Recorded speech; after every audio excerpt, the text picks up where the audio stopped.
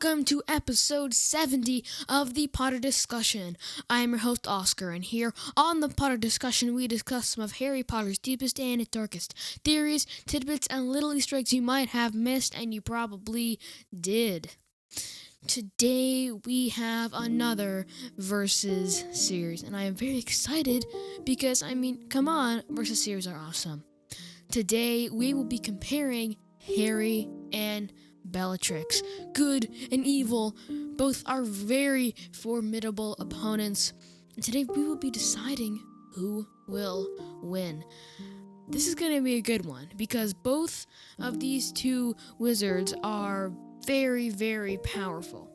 And they have their own way of casting spells that just really works with their character and the way they use their magic for good or evil. So, seeing and deciding who we think would win, I think is going to be a very interesting test of both these two people's character, and deciding who would be the winner would be pretty fun. So, let's go.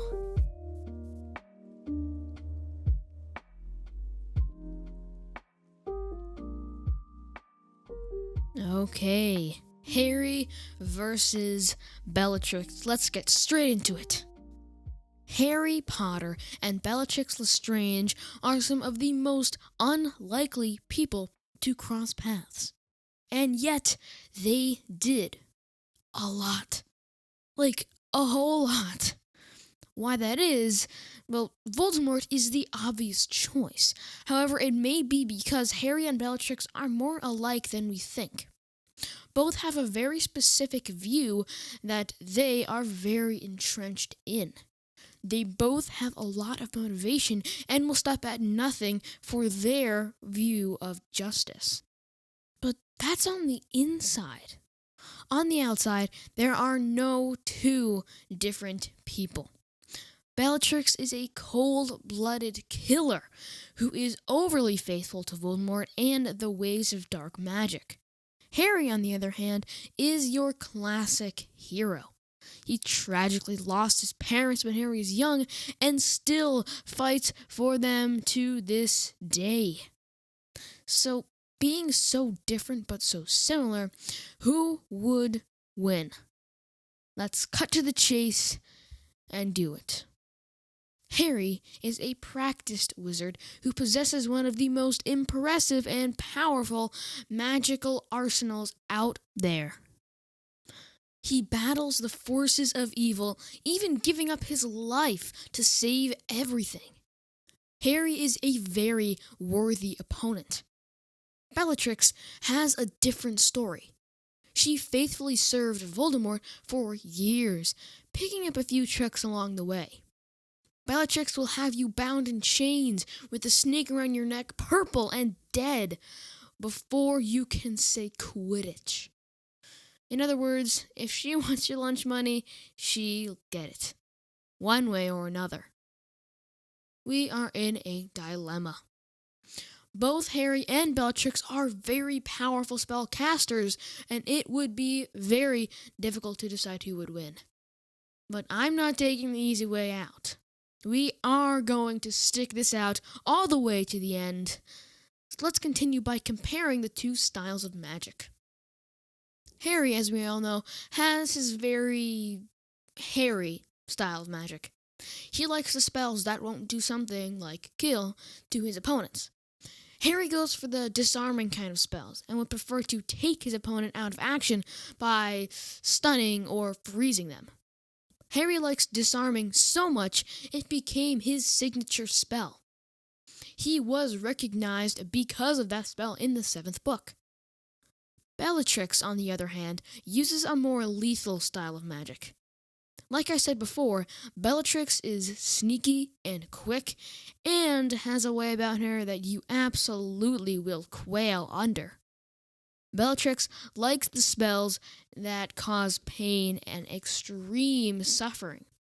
She'll torture and kill you just to get one tiny bit of information. Bellatrix uses the spells that painfully kill you for the maximum benefit of Bellatrix.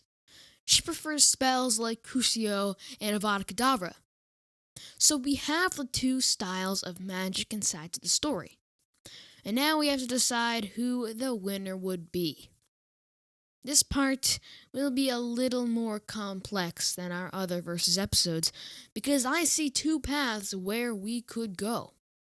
The first is following the story. In other words, if the story were to continue, who would win, Harry or Bellatrix? The second direction we could take is if Bellatrix and Harry had no prior interaction and the Harry Potter story never happened. So let's start with number 1. If the story was a factor, I think the winner would be Harry.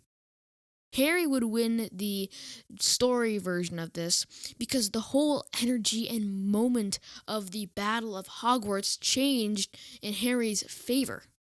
If it was Harry instead of Molly who fought Bellatrix, the outcome would be the same. And for the second scenario, I think the winner would be Bellatrix. There were way too many factors in the Battle of Hogwarts to call it a fair fight. But if Harry and Bellatrix were put in a room, Bellatrix would win. She has more tricks up her sleeve, and in the end, that would be the deciding factor. So, there you go. That is the theory for today, and I must say, I think these two different scenarios would really make a difference. We saw in the Battle of Hogwarts, Bellatrix was going after Ginny, and they were having a fight, and Ginny missed the block and was hit with a spell. And of course she didn't die, but that was a pretty bad spell because she was frozen. And then Molly has her great line, gets up on the stage, and they go at it. And I think part of Molly's victory was the motivation to avenge and protect her daughter, Ginny. And that was one of the reasons why I think Harry would perform similarly, because he has that same protectiveness of Ginny and every single one of the Weasleys, and all the Weasleys were standing right there. So it makes sense that Harry as well would be the winner if Bellatrix were to fight him right there in the same moment and with the same mindset and every factor being the same. I also think for that second scenario, having Bellatrix be the winner of that one, it makes a lot of sense to me. And I want to include that because I felt like it was important to just compare if we gave their power a score, whose score would be higher. And of course, we didn't do that exactly, but it was just no other factors. Literally no other factors. They just had their personality, their knowledge of their magic, and just things that made up them. And everything else was completely gone. And nothing else existed in that little room we could put them in. So, I do think after writing this theory, I am still thinking that Bellatrix is generally the more powerful witch compared to Harry. So, having that other comparison, I feel like, is really important to compare Bellatrix's loss of Harry in the Battle of Hogwarts to her victory in that little box we would put her in. And I think she would win in that little box we put her in because she can really get under your skin. She just put hooks in your skin and just pulls. There's no relief, there's no anything. She could probably win a duel just with words. And I don't mean words casting spells, but she really can get under your skin. And Harry has very loose skin, and people can really get under his. So Bellatrix would use her, taunting and all that kind of stuff against Harry, and it would be mega effective because she has so much to taunt Harry. She has so much leverage and past that would really affect him. And I know that really doesn't come into play, but they still have all their memories and stuff. And Bellatrix could still taunt Harry, saying like, "Oh, you won't win the duel, you won't do this, you won't do that." So she just has a way that she does her talking and magic. It's like a comedic performer. They really focus on timing and when they land their jokes to really get the best effect. And Bellatrix does that. She makes a script in her head that she's going to say ahead of time, so she knows exactly when to say what spells to cast, what duel she's going into, and what person she will be fighting to really maneuver herself into that position. And being the right-hand woman of Voldemort, that really helps because she has a lot of experience doing a lot of things that affected a ton of people. And Voldemort was kind of the catalyst. I don't really think that's the right word, but he was too great to do the things that he really wanted to happen. So he set out his next best person, which was Bellatrix. So Bellatrix going out and doing all the things Voldemort wants to do can really build your resume in the dark magic community, because that allows you to kill a lot of the prominent good people, and it just gives you a lot of experience in the, I'm going to win and you're going to lose kind of thing. So Bellatrix carrying out almost everything that Voldemort wanted done, and that combined with her, taunting ability and just generally magic, like she is a very, very powerful person. I mean, it's a pretty hard combination to beat. And Harry, he is classic stubborn Harry, never gonna break his skin. But yeah, I don't think so. Because Bellatrix could definitely do some pretty deep damage, and not just with her magic, but also with the way she could mirror things that she's already done. So even if say just Sirius, that's like the one interaction that they share that like Bellatrix wanted done and Voldemort sent her out to do it. So Bellatrix could use the same situation against Harry, and she could use the same spells, same words, same actions, and it would bring back those horrible memories, and Harry would be completely destroyed. And there's just so many things that Bellatrix could do that Harry has no defense of, because you can't stop your emotions and you can't just not think. So Bellatrix having those experiences and weapons and tools against Harry that her words and her magic can convey, that is a very, very large factor of why I think Bellatrix is the more powerful witch. And if we're just talking about magical skill and not all these different things about, taunting and wordplay, I do think still Bellatrix has a very good shot on winning. I think it definitely becomes more even. It's more of like a 55-45 to Bellatrix in that arena. But Harry just has these moments, and they just work out for him. And I think that's why he's seen as this really powerful wizard. But, whoa, this is perfect time for a fun fact. Oh my gosh. Everyone's talking about how powerful Harry is, but he never cast a single spell in the first book. Wow, what, huh? So that's a fun fact. You can show off with your friends for that one. But yeah, that proves my point because it doesn't. So let's move on now. So in terms of magical skill, Bellatrix has those spells that just get the job done. She only has two different kinds of spells. The first kind, it just gets to the point. It does whatever she wants it in less than a second. And the other kind of spell she has is things that really drag it out, really, over days, and aren't really used for practical things, but just used in duels, in battles, in fights, for Bellatrix herself. And that just shows how much of a evil person Bellatrix is. But having those two different kinds of spells can really define the way Bellatrix casts them. Because with those kind of spells, there's really only one way you can cast those kinds of spells.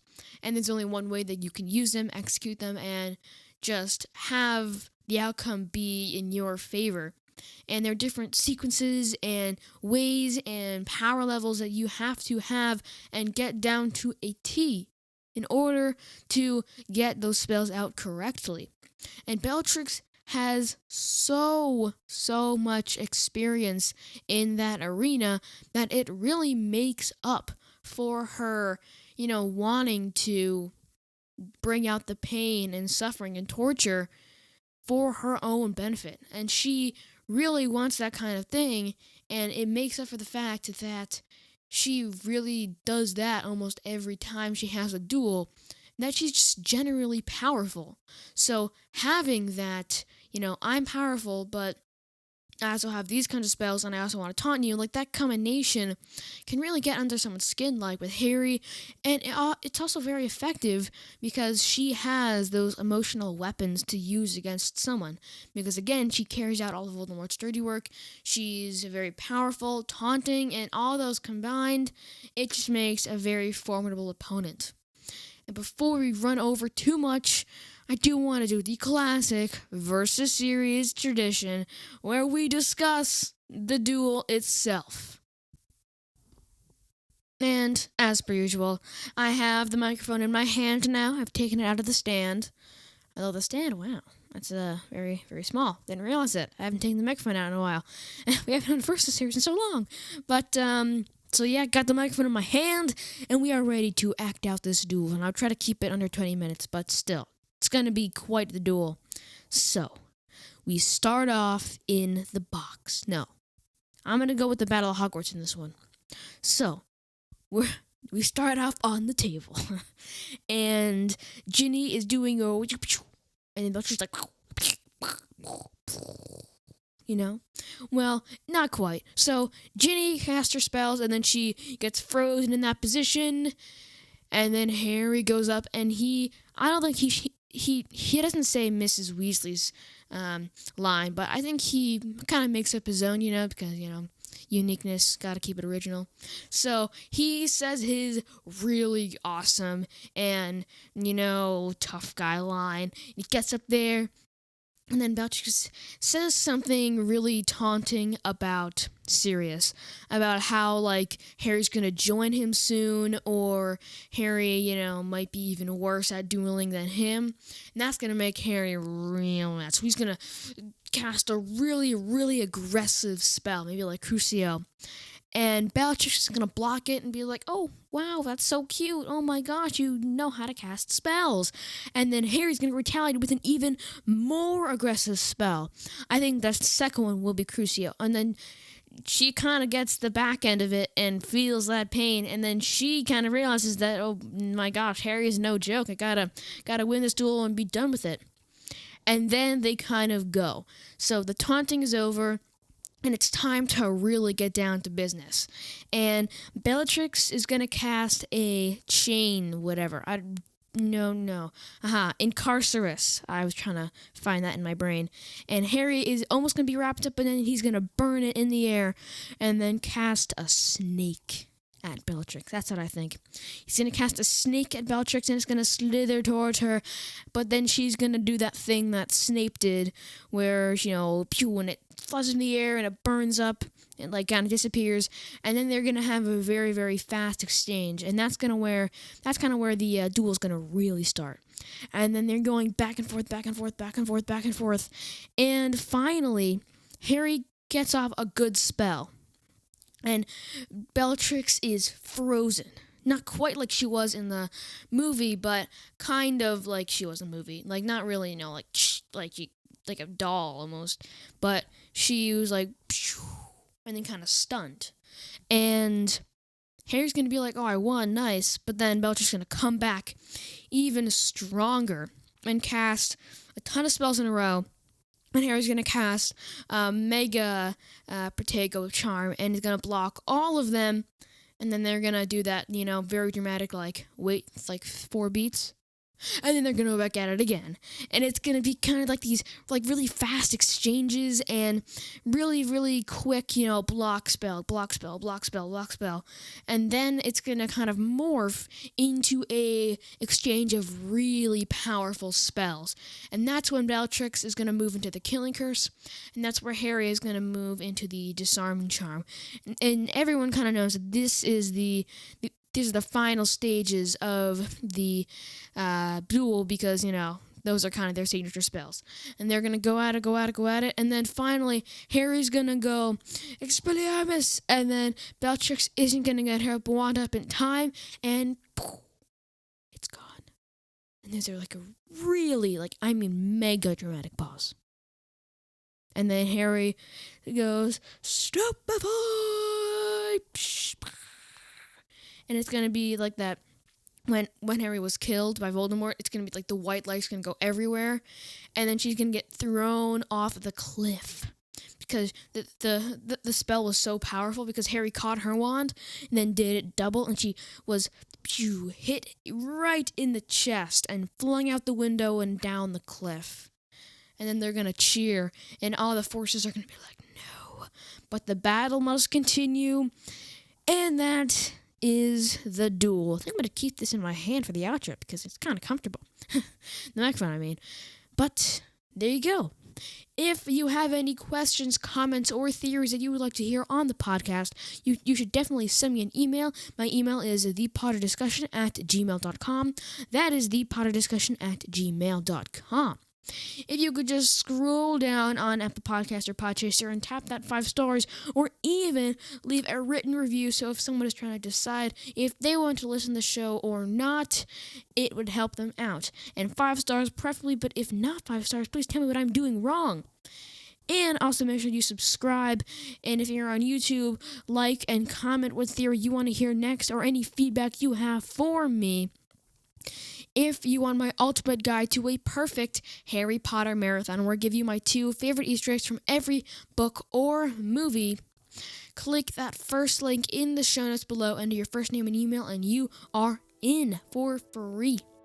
Well, that'll do it for today's episode. Stay tuned on Friday. I'll be coming up with the trailer for the next episode on YouTube. As always, use this information to your advantage, and I will see you later.